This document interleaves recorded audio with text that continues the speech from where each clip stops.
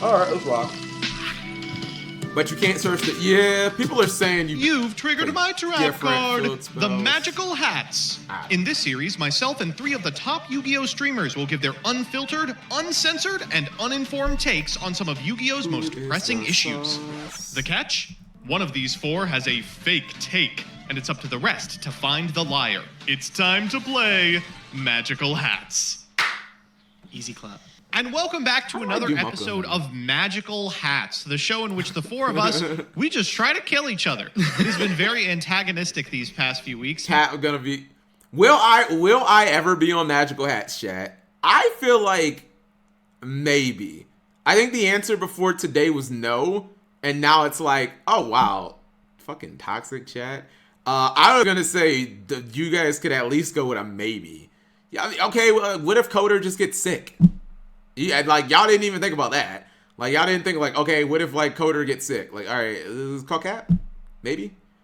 MVT likes you for some. Oh, what do you mean for some reason? It's because I am wholesome and nice and have great opinions, and I'm also an OG in this community, and I'm a top 10 Yu-Gi-Tuber of all time, and I'm already in the Yu-Gi-Tuber Hall of Fame, which only consists of 2 people.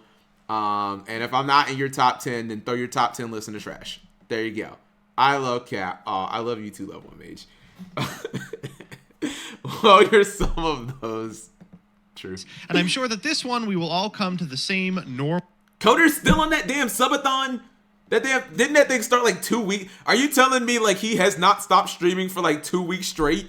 I swear that started like 2 weeks ago, and he's just never stopped streaming. Normal conclusion. I'm joined as ever by Farfa, by Distant Coder, by Nim Nim. How are y'all doing? I'm doing good, bro. 14. Ready to talk about this very controversial topic. I'm all right. Thanks for asking. Oh, hold on. I did see this. Look, I just... What do you guys think, chat? Can best... I think best of one could be... Look, if the answer or if the question is... Oh, I'm sorry. Hold on. I'm sorry. Boom. Can best of one be competitive? I think the answer has changed over time. If you're asking right now, no, I do not believe so. Because there's too much power in going first. But if you're asking DM or GX, like, could best of one GOAT format be competitive? Yeah, probably. I mean, disregard like the FTKs or whatever. I'm just talking one person plays Warrior Turbo and the other person plays like, you know, standard good stuff. Like, yeah, like older formats in Yu-Gi-Oh could like 100% be competitive in best of one. Because the die roll wasn't the biggest deciding factor. You know? The die roll is competitive. It's interesting to think that Ancient Fairy Dragon became the most busted signer dragon, since I don't think it's all competitive play. Depends on the card pool. Okay. Was the strat pointed out by the comment section, and that whenever Gage is normal, he's the imposter.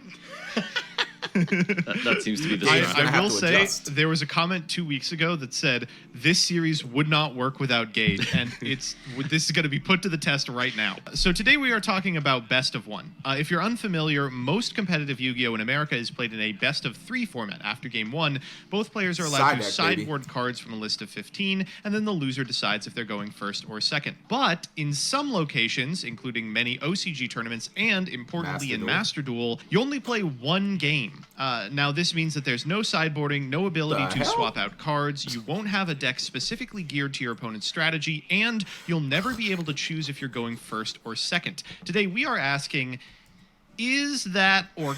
What the fuck is Farfa doing, Jet? Is that just what is he doing? Can that ever be a competitive format? I don't know. Kevin, you want to go first? Yeah. So, in my opinion, best of... That is why we shaved level 1.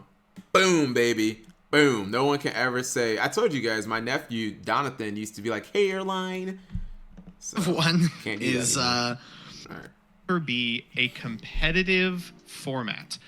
Kevin, you want to go first? Yeah. So, in my opinion... He was like... Best of one he's like is... regardless of any other circumstance, I feel like when you are playing a TCG, when you're playing a card game, best of one can quite literally never be competitive, due to the simple nature that there's too many like sacky one-of cards or auto-win cards like Maxi and stuff like that just make it that if it's a best of one, you don't even have a chance to sideboard in any cards. So in best of one, I feel like it's entirely RNG luck-based regardless of circumstance. Oh, that's Again, I would agree only if you're talking about modern Yu-Gi-Oh! Chat. Maxi came out in 2011. What if you just played before Maxi? I mean, you can argue there are broken cards in every format, but it kind of balances out. takes that we've come to expect. What do you got, Farfa? Well, first of all, I think it comes down to what we're defining as competitive. In the context of general ranked grinding, I think in that context, absolutely yes. Master Duel, even in best of one, is very competitive. Yeah. The absolute peaks of the game, maybe not. I think something to alleviate that would be like, conquest mode or whatever the formatting was in like Duel Links. Sticking with the general player base, I think it absolutely can. And there is and will be a lot of variance. I understand that, of course, because it's best of one. But fundamentally, competitive in the context for the average player, yes, people who get Diamond 1 do so consistently because they're good. Is Yu-Gi-Oh! Competitive in a best of one setting? I think, yeah. Dude, I'm sorry. I'm really not trying to roll my eyes and be dismissive of Master Duel Chat because I feel like I am literally the last holdout. Does that really matter, chat, being Diamond 1? Like, is that hard? Because I feel like Super Canadian, and I feel like half this chat was like, when you guys, or Spy Fox, was like, I feel like he was like top ranked in Master Duel. Like, I just want to know, does it matter? And that's the impression that I have, is like, it's not hard. You just play a bunch of games. It's not really skill based or reliant. It's just boring to climb. You just keep playing until you get it.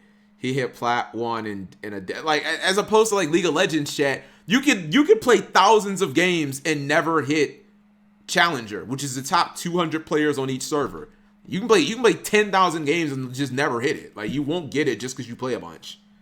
Anyways, context for the most numerous amount of Yu-Gi-Oh players, the average player, yes, I think Master Duel is getting 1,000 on DB really an accomplishment? No, not really. I'd say getting 2,000 is, but 1,000, no. Like, you just play a bunch. But if you, because once you get the like, if you were to get the like 1,800 and stuff, you're not playing against any bad decks unless someone's trolling. And you lose so much if you lose. You lose a game, you lose in like 40 points. If you win a game, you gain in like 8. So, can be competitive. Okay, I guess I'll go next. Coder and I have butted heads on this a little bit on stream, so this is a little cheating. But as you all know, my position on this is, yeah, I think that best of one is a viable competitive format. It tests a significant amount of skills that are not tested in best of 3. Building your deck as you would in best of 3 is going to make a best of one game seem sacky, uninteractive, and unfun. But there are ways to build around it and play differently that will reap unbelievable rewards. The fact that there's an entire portion of the game in the OCG where a significant amount of tournaments are held in best of one and are considered competitive, I think goes to show that the format has the capacity to be a lot deeper than just die roll turbo. I think that a lot of the things that Kevin said that sideboarding fixes isn't even necessarily true. I get the OCG has these tournaments. I just don't know if they're indicative of skill in the best decks.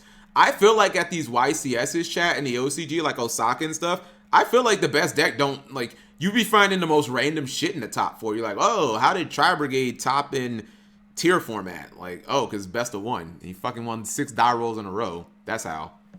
True. Like, if you think back to like the NAWCQ format from this year, sideboarding wasn't necessarily a good thing. Frequently, you'd play an interesting game 1, and then in game 2, you could board into like dimensional barrier if you were going first, and like super polymerization if you were going second, and then just play 2 non-games after the singleton pre-boarded skill-based one. That's a problem. I actually really have the same idea as like both Farfa and you, Joseph. I think Farfa put it best, actually. He's ended up saying like, I'm scared. said- Gage agrees with me. I'm scared. No, genuinely, like, you had a really good idea. I think we have to look at Master Duel, and Master Duel, it really is Yu-Gi-Oh! Down to its core, but it's also Yu-Gi-Oh! In a different sense, and that is the best of one. And I think there's a lot of different applications that you can't, like, apply from a best of 3 format to a best of 1. For example, like traditional deck building standards. You might build your deck more aligned to go first because that's what the strategy is meant to do, and then have cards to combat second going into the side deck and stuff like that. But when you're doing a best of 1, you can't really take that in consideration. I do think that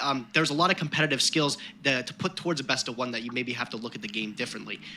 But at the end of the day, I do have to say, when we're figuring out who's the best, we're always defaulting to a best of 3. I don't know if you guys noticed that. Like, even from... Here's the thing, though. If best of 1 is, like, so competitive, Chad, and deck building is so important and stuff, then why did everyone in Master... Isn't, like, Eldritch one of the most complained about decks in Master Duel history? How come everyone complained about Eldritch, then?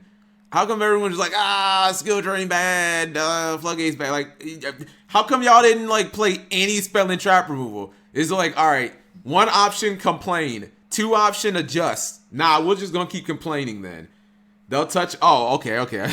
Because I'm like, at least in TCG, you can complain about Mystic Mind saying, well, I played multiple games and didn't get the out. For Master Duel tournaments, the very first Master tournament that Swag Kage held, you do best of 1 all throughout the ladder, and then you hit all the way into the top cut, and everyone's switching to best of 3. However, at the end of the day, I do think both formats are competitive. It's just which way you do choose to look at it. How do we describe competitive? I do think having a ladder, a good sense of the ladder and playing to grind up to diamond is very different than taking your decks into a tournament setting and sitting down at a best of 3 where a side deck is involved.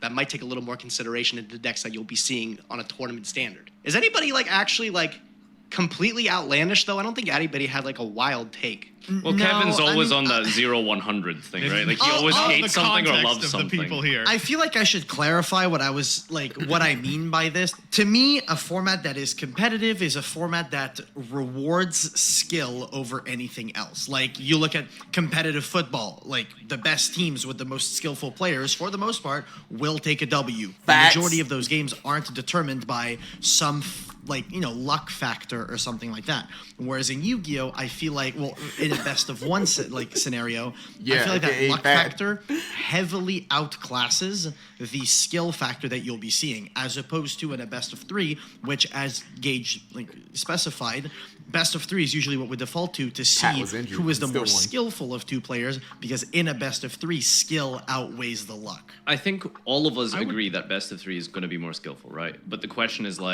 is best of 1 still competitive in and of itself in isolation? I would push back on that a little bit.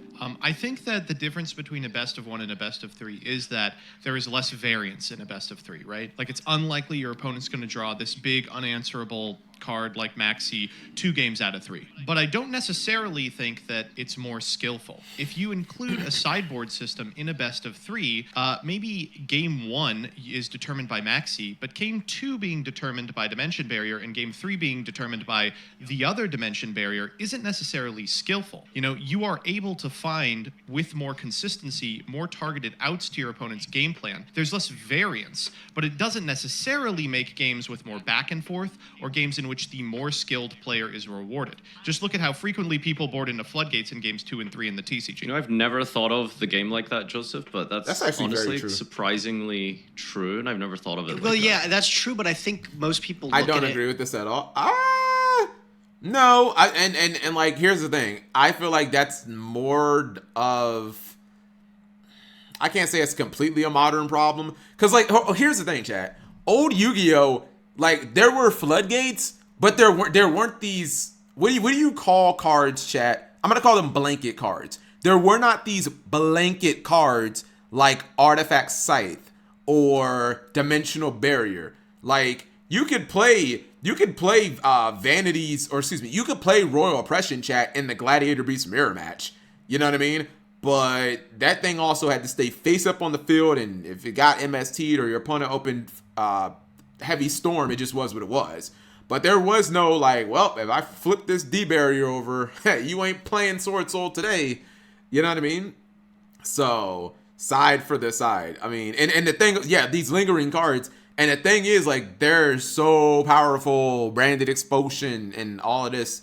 You know what I mean? Look at Flu Under, chat. What did they side into? They sat in the freaking Harpies Featherstorm.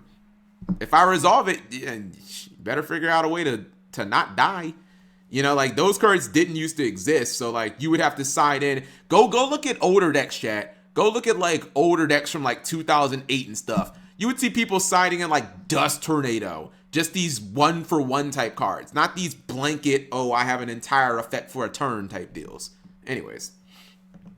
As a way, like, deck building is an important aspect of the game, and that's not what Joseph is like saying there. He's saying like those are cards that you can just throw in and then like you auto win games, which is true. But don't you think there's a level of like a reward to like, okay, I figured out all the decks that I should be able to see on my competitive grind. Maybe slotting in these correct cards.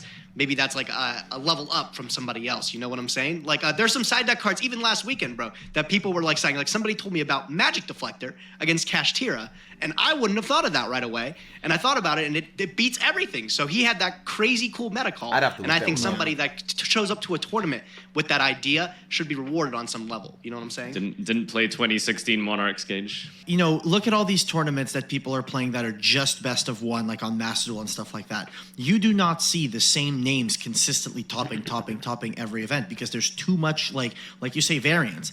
Kevin, that's just not true, right? Because best of one format, first of all, is probably dictated mostly by, I suppose, technically my Challenger Cup, right? And I see the similar names in Top Cut very regularly throughout these. Is that pay to enter though, chat? For anyone who watches Farfa's his Challenger Cup, is that like, can anyone just enter that, or do you have to be like a sub, or it's free? Okay. What's up, Jib? How are you doing tonight? But it's only EU. All right, throw it in the trash. If Cap can't enter, it don't count. We've only had 3 weeks of the MCS, and the attendance to that is not always the same people because they have to have huge APM to sign up. But even then, accounting for the bubble, you can expect like a group of the same 30 or 40 people to be the people in contention every week. You can't account for the bubble, and I think there's been one like repeat topper in the 3 tournaments you've run? There was one repeat topper from week 1 to 2. I haven't looked at week 3. There's numerous repeat. These dudes really be saying source. Well, look, with Master Duel, there is no good source, chat. Like, unless Master Duel has like analytics to track win record, there like isn't one. Like these Yugi I mean, my understanding is like these festival tournaments are not taken seriously, chat, because like, is there prize? Is there prestige? You know, the 2 Ps. Do they have those? They may have prizes, but it's just like, oh, you get some gems or something like that. Like, I don't know. So Toppers in did he the get Challenger cooked? Cup. You need to watch the match. It was glorious. He's really harping on this one thing that there's already like actual proof against it. So why are you defending it so hard? With regards to the same people topping the YCSs, that's also like a very modern thing. Like it was true post-Pote, but there were tons of formats pre-Pote where like you would see like 8 or 9 people you don't recognize in a top 16. I mean, like it waxes and wanes based on. I feel like that's just not true. You go back to. I mean, I think I kind of feel like that's any format for the most part. Like I'm not. I feel like that's kind of any format, but like you can go back to old eras, chat. You'll see Jeff Jones. It's not like, oh, Jeff Jones top 1 event and just fell off the planet. No, like Billy Brake, Jeff Jones. You'll see them like, oh, Billy Brake got 2nd at this event. Then he got 16th at this, then 8th at this. And it's all in the span of like a 6-month period or something. 3, high finishes or 3 top 8s in like a 6-month period. Is, you know what I mean? But yeah, you'll have like randoms are always going to show up at events. You know what I mean? But like, I don't know. I don't really correlate that. 2014. Yeah. Dude, tier players are just, Jesse Cotton, press 1 if tier best format ever, because Jesse won like every event. Jesse won every event, and he got 2nd at every event. He either won or got 2nd, so like best format ever, because the best play, like, bro, that's just, okay. Like you did have that. Go look at like Lazaro Bolito, chat, and go look at what he did in like 2000. Go look at like what he did in Teledad format, what he did in Glad. You know what I mean? That dude was like insane. He did that in multiple formats, by the way. And by the way, Jesse was insane even like, look what he did with Thunder Dragon. He was insane before tier. And the same players were topping all the time. 2016. Yeah, that's what I was going to say. Jesse Cotton basically invented Thunder Dragons. And all the variants. He did the same thing with Thunder. Did he win an event? No. But when you get like second, third, fourth, it's like, okay, you're probably one of the best players. You're probably the best player in the world. Just because you don't win that last match, I'm not going to like put you down a level. You're like clearly the most consistent player. 16, the same players are topping all the time. 2014 was an exceptionally skilled format. 26, like there have been formats that are skilled and allow for skill expression to rise to the top, and there have been formats where randos can sneak in a top 16. Has there been a format like that in Master Duel in the past entire year that this game's been out? Well, Farf is hosting a series of tournaments in which the same people are topping, right? I don't know. I just don't agree. I certainly just don't agree. Who do you think is the imposter, Gage? Who's the susser, chat? I wonder if there's a possibility to not have an imposter. I don't know. I'm gonna go with Nadir. Joseph. I'm gonna go with Nadir. I'm gonna go with Farfa. Cause I don't know, he just doesn't seem to have a strong stance. I would also need to, I guess by default, if I just looked at the question exactly as it was posed, I would have to go with yes. Because the question does not specify a time period, so it doesn't explicitly imply that the time period is today. If you're asking me, can best of one be like, I mean, can it be competitive? Yeah, I guess. But like, to an acceptable, usually in court they say like to a reasonable extent. Can it be to a reasonable extent right now? No. But can past Yu-Gi-Oh! Be best of one and be like reasonably competitive? Yes. Just not current. I think it's implied. Oh, if you're implying mastered, then like I would argue no. And maybe you can say, Cap, your opinion doesn't count in Master Duel because you don't like play it or know enough about it. But like, I would just apply all of its logics to like the TCG, and I would say like no. The power ceiling is like way too high. Way too much of the game is like decided by who goes first. And again, if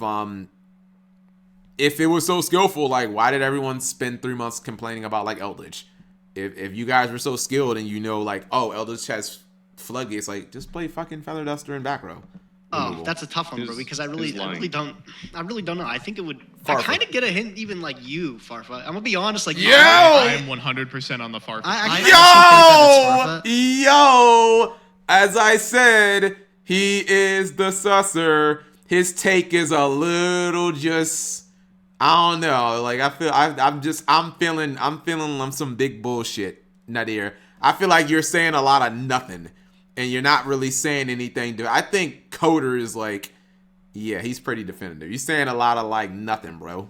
Why? Yeah, I feel like you've had some very strong opinions about Master Duel in particular when the game has come out, and I think one of the ones that you've just constantly like harped on is the fact that it's a best of one. I think everybody's had that problem, like it's a best of one. Oh, they really? So I didn't know that. Do people like really don't like that Master Duel is a best of one? That's interesting. And I didn't know that. well, that's not one that I've particularly heard you let up about. So it just feels weird for you to like do a 180 at this point. Yeah, I also felt I don't spend money on the game. Well, okay, that might be Itself is definitely true, having but issues to still. defend Farfa just a little bit, I he did is a not spend Konami employee hosting a best of one. He has to say. Okay, I have a guess. Yeah, me too. God, this is a tough one. I'm still thinking. Jesus Christ. All right, everyone ready? Yeah. Yep. 3, 2, 1. I put MBT. Who is it? Who is it? It was me. No way! What is this video sponsored by Konami or something? So they all agree that like best of one is awesome and can be, bro. Press one if actually sponsored by Konami. This video is actually just an ad for Master Duel. It's just an ad. It's like, yo, Master Duel is the greatest thing ever, and we all love it, and we have no problems with it. By the way, watch this Konami-sponsored Twitch stream, and buy the next set or something. Like, I don't know. I feel like this is actually just an ad for Master Duel. Like, I was with Coder because at least he's like, no, look, I play it, but I like this is the biggest thing that I hate. Wow. Okay. How could it possibly have I don't been know. you? That's your real take. It is actually not. I will clarify. Yeah, please I do. am against best of one currently with the way things are in Master Duel. Do I think best of one is a viable competitive format? Yes, it is under the like circumstances where the ban list is unbelievably aggressive. Like I genuinely think that if Why So you're like, Coder is building a scenario that like, well, under an absolute perfect format. No, this is not a cap argument. He's building a scenario that's like, well, no.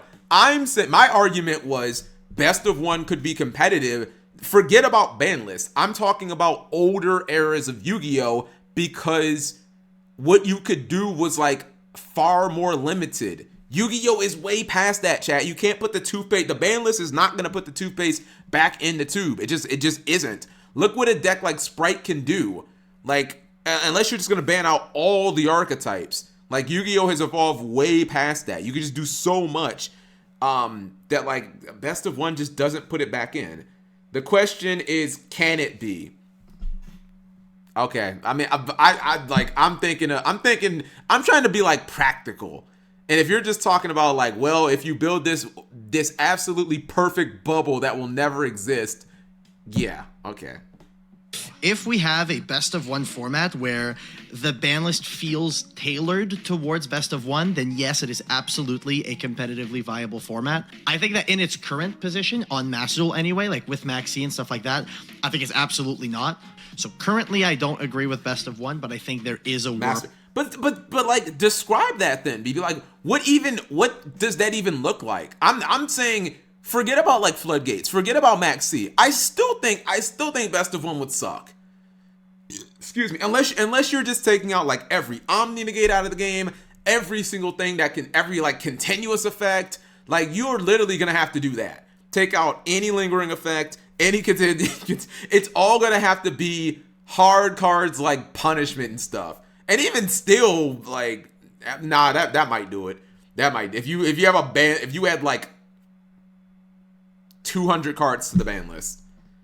Like, you have to ban every Towers monster. You might have to ban all unrespondable cards. You might have to ban cards like Kaiju. You have to ban like 200 cards. World where we get to a point where it can be competitively. Oh yeah, something like Plasma would 100% be banned. I will say it was very refreshing to hear this take that you had, which really kind of opened, because I've sort of, for many years now, it's sort of been like a very eureka moment where you think of best of three as like the peak of skill because it alleviates a lot of variance, but because of targeted floodgates, sometimes game 2 and 3 is actually way less skillful than game 1, and I never really thought about it that way. It's format to format, but yeah, I think the D-barrier format at Nats was one that was, I mean, very specifically like that. Yeah. I even think, like, looking now, Joseph really did bring that, like, knock that out of the park. That was a good argument. Like, even with Thrust and pulling, like, Dimensional Barrier out the deck, but, like, I feel like that's something, like, it makes it even more consistent now that you're going to see those targeted floodgates. Thanks, Konami. Love Thrust. You had to end it on that, didn't you? Yeah, let's thrust it up, boyos. All right, let's go. Let's get the heck out of here. I'm out. Peace. All right, do we start recording and then make a new one? Make a new file? That's still way to end that.